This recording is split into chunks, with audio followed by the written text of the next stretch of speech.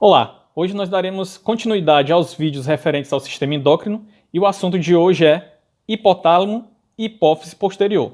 O hipotálamo é uma estrutura nervosa que faz parte do sistema nervoso central, ou seja, ele é especificamente localizado no diencéfalo, acima da hipófise, e nesse hipotálamo nós podemos encontrar vários núcleos, que são conjuntos de corpos de neurônios, que são responsáveis pelo controle de várias funções fisiológicas no corpo, como a fome, a sede, o sono e também a função endócrina.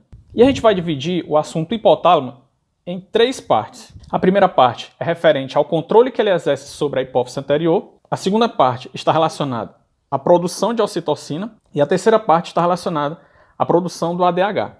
Em relação ao controle que o hipotálamo exerce sobre a hipófise anterior, todas as vezes que vocês ouvirem falar em hormônios ou fatores de liberação ou de inibição hipotalâmicos, são hormônios que são produzidos pelo hipotálamo e que controlam, de alguma forma, a hipófise anterior. E a função desses hormônios produzidos no hipotálamo e que exercem influência sobre a hipófise anterior tem relação direta com seu nome. Como, por exemplo, o hipotálamo produz o hormônio ou fator de liberação da tireotrofina. Então, esse hormônio ele influencia a hipófise anterior a produzir tireotrofina.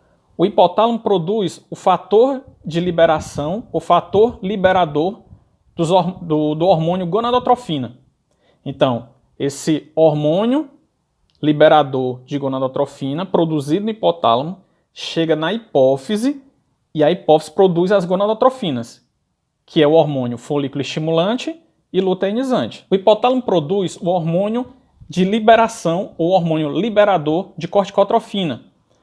Chega na hipófise anterior, esse hormônio atua nas células da hipófise anterior e a hipófise anterior produz finalmente a corticotrofina. Nunca confunda os hormônios de liberação e de inibição que são produzidos no hipotálamo com o próprio hormônio que é produzido na hipófise anterior. São hormônios diferentes. Então, hormônio de liberação da corticotrofina, hipotálamo. A própria corticotrofina, hipófise anterior. O mesmo raciocínio serve para o hormônio do crescimento. O hormônio do crescimento é produzido pela hipófise anterior, mas essa hipófise anterior ela sofre influência do fator de liberação da somatotrofina, ou do hormônio do crescimento, que é produzido no hipotálamo. Como exemplos de hormônios inibidores produzidos pelo hipotálamo, nós temos o hormônio inibidor do hormônio do crescimento, também chamado de somatostatina. E como o próprio nome sugere, o hormônio inibidor do hormônio do crescimento, ele chega na hipófise anterior, inibindo a liberação do hormônio do crescimento pela hipófise anterior. Como último exemplo de hormônio de inibição, nós temos o hormônio de inibição da prolactina. Esse hormônio é produzido no hipotálamo, é liberado, chega na hipófise anterior, atua nas células dessa hipófise anterior, inibindo a produção de prolactina, que é o hormônio produzido na hipófise anterior. E qual é a relação do hipotálamo com a hipófise posterior? Na verdade, a hipófise posterior é uma extensão do hipotálamo. No período embrionário, essa extensão cobre a região, ocorre uma invaginação que acaba se estendendo e formando a hipófise posterior. Ou seja, na verdade, os hormônios liberados pela hipófise posterior, na verdade, eles têm origem no hipotálamo, que são exatamente o ADH e a ocitocina. O ADH, ele, ao ser liberado, ele atua nos túbulos renais, promovendo a reabsorção de água. O ADH também ele tem uma importante função na vasoconstricção, também chamado de vasopressina. Já a ocitocina tem uma importante função na contração uterina, no período do parto, e na contração das células mioepiteliais das mamas, promovendo a ejeção do leite. Enquanto a prolactina produzida na hipófise anterior é responsável pela produção do leite, a ocitocina é responsável pela ejeção do leite. Alguns estudos mostram também que a ocitocina tem uma relação com aspectos emocionais, que estreitam a relação da mãe com o bebê.